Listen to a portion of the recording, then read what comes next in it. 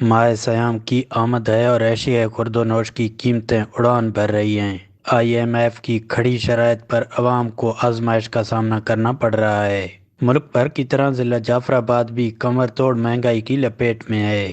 مزہ ہے مہنگائی ہے صفا اصل میں سرین بوریں تو استا حکومت ہے کوئی کنٹرول مہنگائی چکانے 2018 کی تو یکو بوران یکو مہنگائی بھی نہ روگیں نی اگا رمضان شریفات کا ورگے جو چیز ہستوں کل مہنگا بھی تھی ہیں۔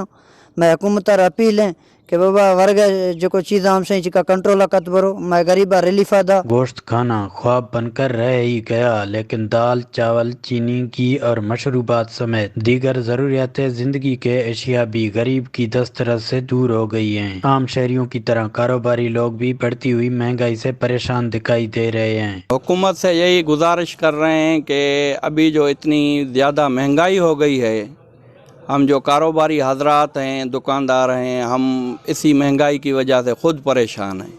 جب دکاندار پریشان ہے تو غریب بندہ جو نچلے طبقے والا ہے تو اس کا کیا حال ہوگا۔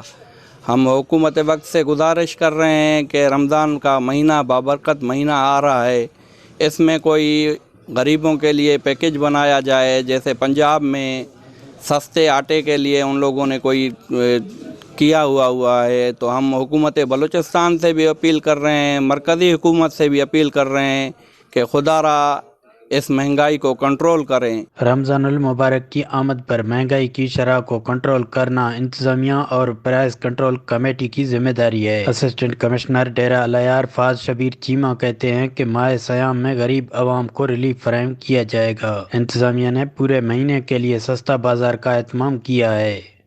اس سلسلے میں گزشتہ ماہ بھی ایک میٹنگ ہے جس میں دوبارہ پرائسز ریوائز کی ہم نے، تاکہ پرائسز کو ہم موجودہ حالات کے مطابق ان کو ٹھیک کر سکیں۔ اس کے علاوہ انشور کیا جائے کہ پرائسز ہم ان کو جو مارکیٹ ریٹس ہیں اس کے مطابق ان کو امپلیمنٹ کیا جائے۔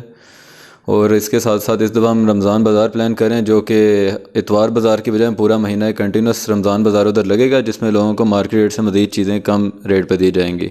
یوٹیلٹی سٹور اور فوڈ ڈپارٹمنٹ سے مل کے آٹا اور دوسری اشیاء بھی لوگوں کو سستے ریٹ پہ فراہم کی جائیں گے۔ ضرورت اس امر کی ہے کہ حکومت مہنگائی کی بڑھتی ہوئی شرح کو کنٹرول کر کے غریب اور متوسط طبقے کو ریلیف فراہم کرے، تاکہ مستقل پریشانی سے غریب اور کم آمدن لوگوں کو نجات مل سکے۔ کیمرہ ٹیم کے ساتھ مصری بگٹی، ویش نیوز، جعفر آباد۔